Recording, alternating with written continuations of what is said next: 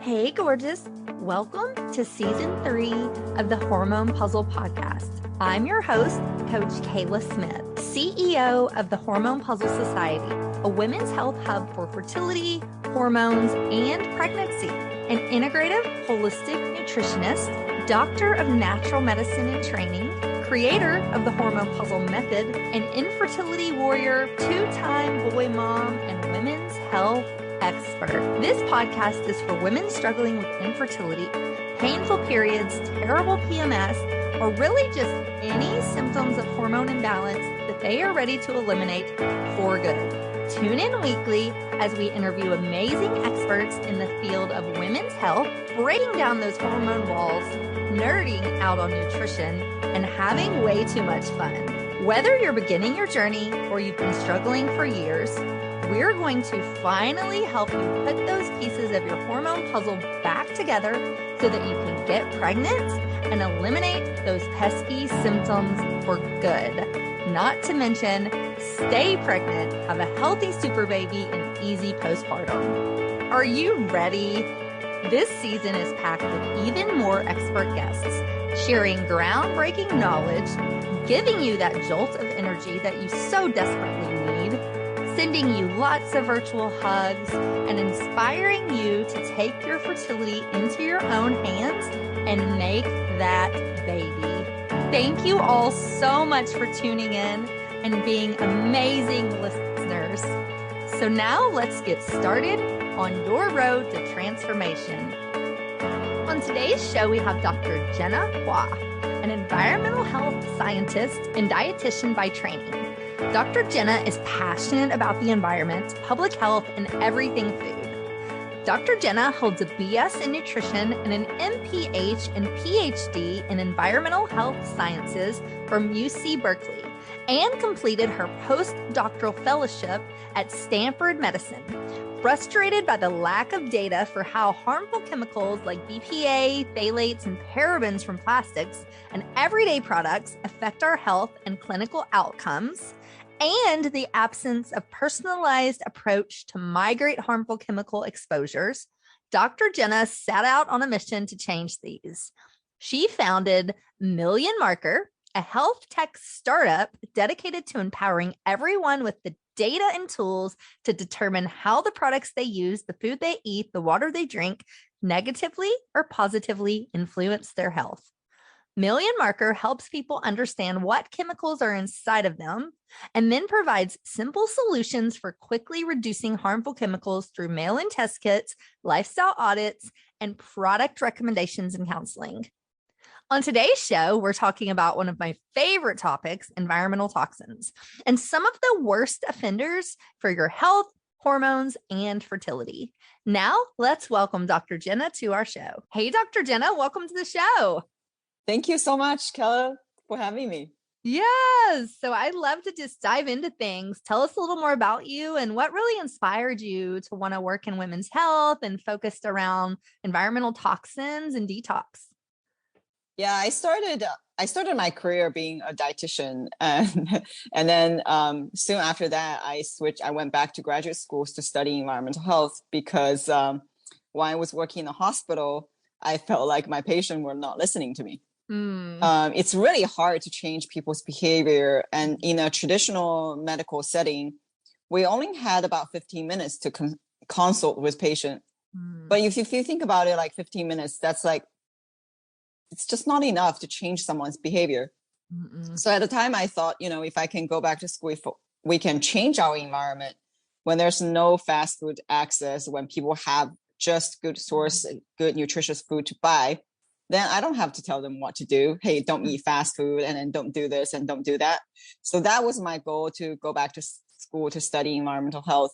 And in graduate school, I studied how food environment would impact adolescents' obesity risk and their dietary habits and all these. And through that, I realized, it's not just where we actually buy our food, it's also what's in our food. And the environmental exposure encompasses such wide range of exposures. You're talking about the air we breathe, the food we eat, the products we use. So it's not just the food. So there are many other components also contribute to chronic disease. So that kind of opened my eyes to toxins and then to other exposures, because when it comes down to your body, it's all just, it become chemicals you metabolize. And I was very frustrated at the time that during my research that we don't have data to study these chemicals. We don't have data to study wide range of environmental exposures. And we don't have any tools for people to utilize to actually optimize or mitigate harmful exposures.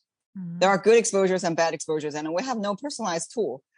We have no data, we have no personalized tool. So I was very frustrated in my research, and I figured since nobody's reading my papers, I should do something different. And then at the same time, I was experiencing a lot of fertility struggles myself. After multiple late stage miscarriages, I was only told good luck next time. So that was very frustrating because I studied these chemicals and I studied environmental exposures, and I know they impact health and they impact fertility. So I just wanted some answers. So that kind of also inspired me to create Million Marker, because I just wanted this test, even just for my sense of assurance. I know this is not something that I need to look more, that I'm doing everything right. And then ultimately, I wanted to let people who are trying to conceive, or anybody who's pregnant, staying pregnant, postpartum, young parents, I want to equip people with this knowledge so then they can do something about it. Because when you know more, then you can do better. For sure. I love that. And, I love to point out the statistic that says we're exposed to more chemicals in 1 month than our grandparents were in their entire lives, which is so crazy to me. Why do you think there's so many chemicals all around us now? I think this is probably have to do with like an industry revolution, and we are just have so many chemicals. I think the issue is not even just why we have so many chemicals. The chemical can do good things. It really makes the modern society really convenient. If you think about plastic, right? Like plastic is so convenient. I don't think we can ever completely get rid of plastic. It's like we have this love and hate relationship with plastic. And then the problem is today we have like, over 85,000 chemicals in use today. We only have about 1% of them with sufficient safety data. So like a lot of them, we just don't know exactly what kind of human impact they could have on us. We just don't know.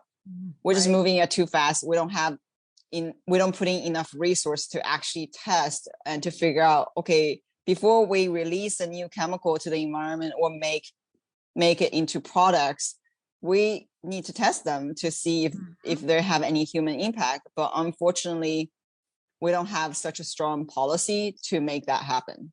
Right. And who's going to volunteer for that study? Exactly. Not me.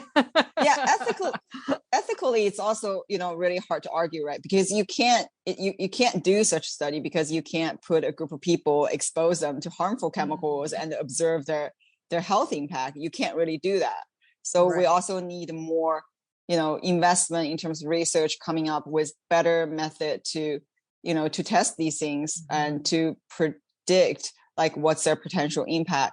But one principle that all the scientists are trying to urge policymaker is to use this precautionary principle. If we know something could potentially bad, that by all means we should probably not use it. Right. For sure. What are some of the main offenders that you see? Main offenders, we actually test for these main offenders. A lot of them are plasticizer chemicals. And we also call this class of chemical hormone disrupting chemicals.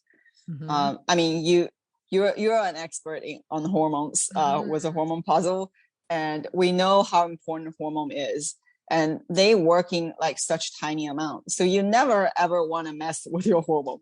Right. And when these hormone disrupting chemicals come in, they just do a ton of damage, and damage that sometimes you cannot see immediately, which is also very problematic. We're talking about some of the major offenders. We're talking about people probably have heard about BPA. BPA is a big one. But when I first started talking to people about BPA, a lot of people they don't know what hormone is. Second is that people know BPA is bad because their water bottle is labeled BPA free. That's how they knew it's bad. But now we actually have alternatives since BPA has been banned, thanks to conscious mothers trying to get BPA, banned in their baby water bottle.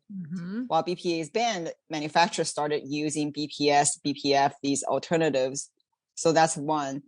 Phthalates is another one, also pretty big. And phthalates and BPA are major plasticizer chemicals that have been added to plastic. And sometimes they can make up to 80% by weight for plastics.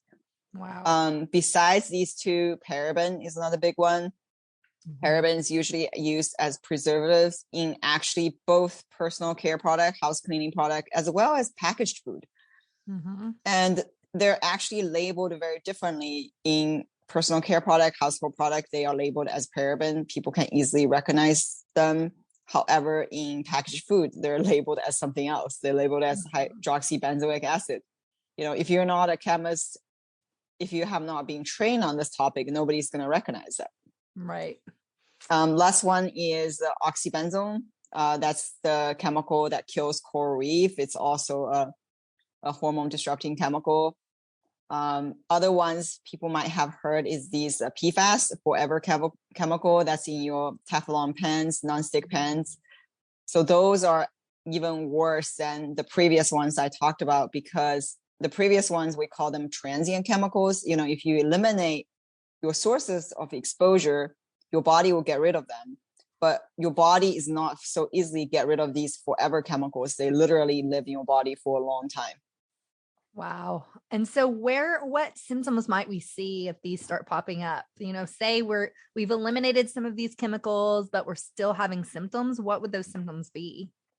So some of the symptoms, it's very hard to pinpoint because it takes time for these things to accumulate, right? Like you might not feel anything tomorrow, but over time you will probably see things and feel things. And what research have shown is these chemicals have been tied to infertility. That's one of the biggest one.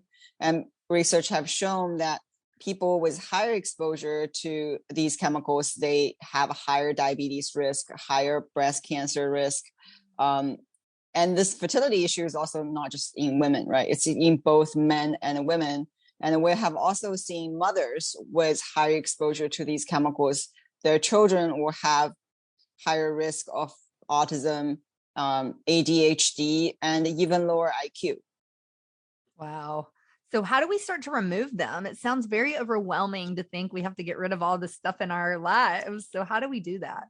It is overwhelming, but that's like a one thing we really wanted people to, take a breath, and then, one thing at a time. The encouraging thing is if you started removing them slowly, you can eventually get rid of them, especially the transient ones. The persistent one, like the forever chemical, is harder. But this also means because those are harder to remove, that makes the transient one even more important to get rid of, because you just don't want this toxic cocktail in your body. And these chemicals, when they add up together, they actually do more harm than by themselves. So some of the simple steps, one is trying to get rid of as much plastic as possible in your life. As we all know, plastic production have increased so much. Like today, there's I think annual production of plastic is 400 million tons. We have so much plastic in our lives. And a lot of plastic have these additives and these materials in them. And now we talk about microplastic and nanoplastic. When they break it down, they get into your body. And these plastic pieces, they actually carry chemicals that I just mentioned. So you just have a lot of exposure. So plastic is number one. If you can get rid of them, use reusable bag and change out your Tupperware, because many people use plastic Tupperware at home that comes direct contact with your food. That's a major one. And never, ever microwave plastic. No. Yes, because the heat will actually increase the leaching of these plastic chemicals into your food or anything you comes in contact with. And this is kind of, I think, one of the easiest swap, right? So plastic containers also they don't last as long as the, metal, like stainless steel or glass containers. So if you swap it once, you don't have to swap for a long time. You don't have to buy new plastic Tupperwares or other things. You just use it once. So that's like one of the major one. Don't microwave plastic. And also, if you use saran wrap at home, trying to change to a beeswax wrap. We often see people, put that saran wrap on top of their Tupperware, put in the microwave to avoid a splashing. Oh. Okay, don't do that. Yeah, because you can just feel, after you microwave, that saran wrap gets really soft, right? Uh-huh. So a lot of things will just leach into whatever comes in contact with. And then lastly, when it comes to plastics, not all plastic are created equal. Mm-hmm. So if you can, check the bottom of that recycling symbol of the plastic, because 1 to 5 are generally better and the rest of them are horrible, pretty bad, especially 7. 7 is usually means other. That means they will have all kinds of additives and just bad plastic that you cannot even recycle. Number 7. So look out for these plastic symbols. So I would think that's like the number one tip to follow. Gotcha. And I'm assuming it's the same for water bottles. I get this question a lot. Well, my water bottle's in, in plastic, but I don't ever heat it. So is it bad? Talk to us about that. There could be leaching happening with plastic water bottles. So think about it. You bring this water bottle around, you probably hit them somewhere, they would get scratches. Whenever the water bottle is used up, they have scratches, or if they're damaged, that can also cause leaching into your water, even if you don't heat it. And then if you think about it, you bring a water bottle around, you leave it in your car, and your car is in the sun. That sun has pretty much baked your water bottle. The leaching can happen also there. So we always recommend people to have a stainless steel water bottle or glass water bottle. For sure. And that's also an easy swap, right? You swap it once, you don't have to swap it for a long time.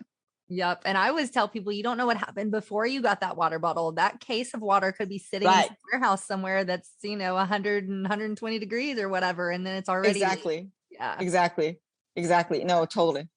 Yeah. So let's switch gears and talk about Million Marker. What is this and why did you create it? So create a Million Marker, I mentioned before, for my own necessity. So it's right now we provide a direct-to-consumer mailing urine test. So you can, to test for these toxins that I just talked about, BPA, BPA alternative, phthalates, paraben, as well as oxybenzone.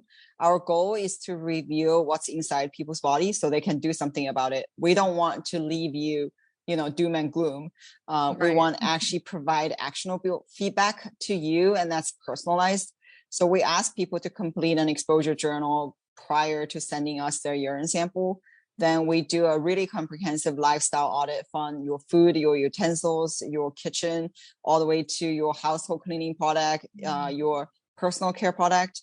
Then we get your sample analyzed. We let you know your levels, how you compare with our existing users, how you compare with the national average, and pinpoint, where your exposures are coming from, and then exactly what you can do, like what kind of product you can swap out to reduce your toxin load. And then when it comes to your product, we'll audit not only the chemicals that we're testing, any other problematic ingredients that we currently don't test. We'll also let you know, hey, next time you buy a product or replenish your pantry or something, then buy a better one. Because this way is also, it's not just good for your health. You're creating a better health for your own internal environment, your home environment. You're actually voting with your dollars too.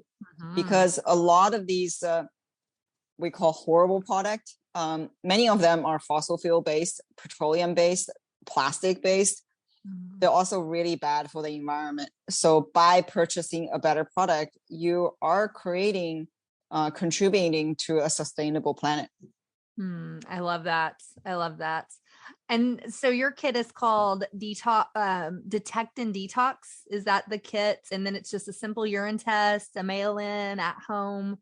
Yes. It's amazing. Pretty simple. We want to make sure it's simple because once I started this, I can nerd out on the chemicals, but we also realized there's huge gap in terms of science translation, right? Scientists have been doing these studies for decades. But the public awareness of these chemicals are still relatively low. So we really want to make sure everything we do is easily digestible, easily understand. It's we wanted to provide people a good experience to learn about themselves, learn about these chemicals, and then do something about it. I love that. And I love that it's so easy and it's at home. And I find more and more these at-home test kits are just the new way of life. And it's so amazing. And I love it. So thank you for creating that. Thank you. We definitely want more people to use it. Yes, I love it. So we're going to take a short break. We're going to hear a word from our sponsors. We're going to come back and dive into practical tips on how we can start to live toxic free today. So we'll be right back. Hey y'all, it's Coach Kayla here. I hope you are loving this episode as much as I am. We will be back in just a minute, but first, a word from our sponsors. Today's podcast is sponsored by Million Marker, makers of the Detect and Detox Test Kit, the only mail-in urine test for common household plastic toxins, including BPA, phthalates, parabens, and other hormone-disrupting chemicals. Million Marker provides you with a personalized body toxicity report, complete with actionable lifestyle suggestions and healthier product alternatives. Detect and detox with Million Marker at www.millionmarker.com. Use code PUZZLE10 at checkout to save $10. That's www.millionmarker.com, PUZZLE10 to save. Hey, Dr. Jenna, welcome back. Thank you. Let's talk practical tips. We talked about some tips in the beginning, the first half of the show, but now let's really dive in. What are maybe your top 5 tips for living toxic free? So I mentioned about the plastic one, right? That's the number one, and that's one of the easiest to swap out. The second one is reading labels, product labels. So you don't have to know all the chemicals, but we wanted people to identify some really problematic ingredients in your products. So fragrance is the number one. Fragrance is almost a code for phthalates. So opting, anytime you buy a product, opting for fragrance free. Because fragrance can actually be made of over 3,000 chemicals, and many of them are very harmful. There's no transparency there. So anytime you see fragrance on your product label, please ditch that product. Manufacturers now trying to, I guess, deceive people, use words like aroma. Perfume is pretty easy to recognize, but aroma is very deceiving. So if you see these ambiguous words, opting for fragrance free, and also pay attention on unscented. Many times people think unscented is kind of like fragrance free, but that's not the case. Unscented is actually a scent. So I would say that's another number 2 tip is when you're purchasing product, look for these ingredients. And that's not just in your personal care products, but also home cleaning product, your laundry detergent, your dishwasher detergent, your soap, your hand sanitizers. Like all these things can have hidden fragrance in them, and this could have phthalates. And I guess we didn't really talk about the impact of phthalates. I mean, phthalates particularly impact men a lot more. And research have shown, the sperm count for men and sperm quality have been decreasing in the last 50 years. And then phthalates could be one of the culprit, because it really interferes, it blocks testosterone. So when men experiencing low testosterone and other issues, phthalate could be the one to blame. So yeah, definitely pay attention on your labels. When it comes to labels, besides phthalates, oftentimes I think another easy tip to spot is these cap letters on your ingredient label, PEG or PPG, and these are usually petroleum-based ingredients. Whenever there's petroleum-based ingredients, they often have high chances of contamination. So during this manufacturing process, when these contamination happens, they introduce carcinogens, they introduce heavy metal, they introduce many other things. So the ingredient itself might not actually present what's actually in it. So that would be another thing that, if you see your product label, I would definitely ditch those. So that's tip number 2. Tip number 3 is trying to eat in as much as possible, because packaged food and eating out fast food, all the containers, all the utensils, it will introduce these chemicals. And also eating in, it's also increased your bonding time with your family, which is also very, very important. And eating in, you have much more control over your food quality. We talk about these chemicals in personal care product. There's also another chemicals that's also really bad for our health is pesticides. Again, eating in, you have control over, buy organic and checking food quality, less canned food, because canned food is another culprit for BPA or BPA alternatives. The can lining oftentimes is made of BPA and BPA alternatives. So by eating in, you don't have to get that canned beans, right? You can cook your own beans. So that's another way to reduce your chemical exposure and body load of chemicals. And then the last tip is if you can, purify your water. So any water filter is better than no filter. But if you can, choosing a reverse osmosis water filter, that's the best, because that's a catch-all filter. Because we have learned in our water system that, everyone probably have heard about Flint, Michigan, and the lead is an issue, but not just lead. Like we have seen there are these forever chemicals, PFAS, in our water system. It will also have BPA and phthalates and all these things. So having a water filter will help you filter out, so to reduce your exposure to these things. For sure. And it's not just drinking water as well. It's your shower filter, I find, is really important. I mean, you're bathing in chemicals when you're using unfiltered shower water. Right. So yeah, it's crazy. And another thing to talk about when we look at labels is we see on a lot of packaged foods, and obviously we should be eating whole foods, but if we do eat packaged foods, these natural flavors, what is that? And should we stay away from that? Is it natural? Right. It's flavor, natural flavor is that word kind of like fragrance. There are so many components of these natural flavors. It could be additives. It could be coloring agent. It could be many things. So just like think about the manufacturing process. There are so many chemicals, harmful ones, can be introduced, and you have no idea what it actually is. So yes, natural flavor is another thing too. When you do have to pick packaged food, is the rule of thumb is to check to see the one with the least ingredients listed. The simpler the ingredients, the better. Whenever you see there are these long words that you can barely pronounce, it's probably a bad sign. Right. Yep. And let's talk about food a little bit. How important is eating organic? And what about seafood? Should we be careful with mercury, or is that really not a concern? all of them are concerns. Yes. Definitely want to promote people to eat more organic if you can. But we know that organic food can be expensive. So if money is an issue, then choosing organic frozen food is generally better. And frozen organic foods are usually cheaper.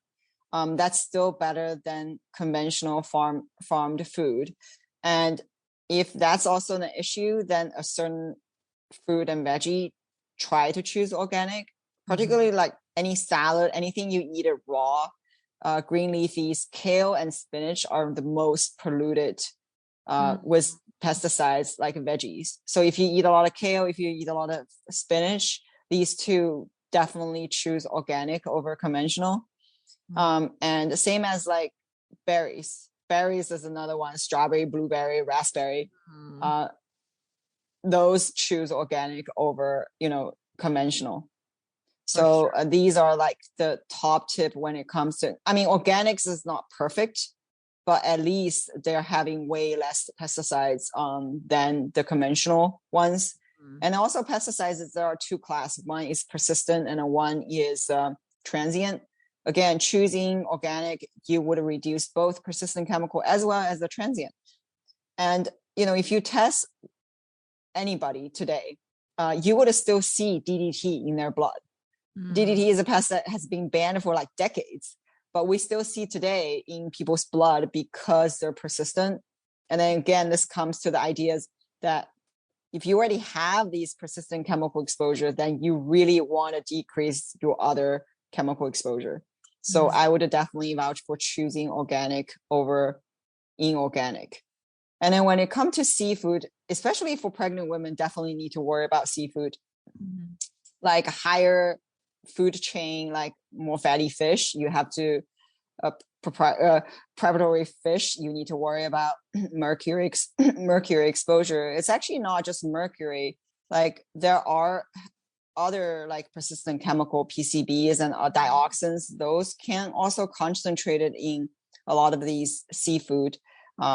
So sparing your seafood consumption, like I think as a dietitian, we always tell people to eat diverse food, not just eating one thing. Because if you keep eating, say sea bass or salmon all the time, or other kind of like fish all the time, you will get that exposure. But if you diversify your food sources, then you will not, you would have less chance of being exposed to one or two like really harmful chemicals.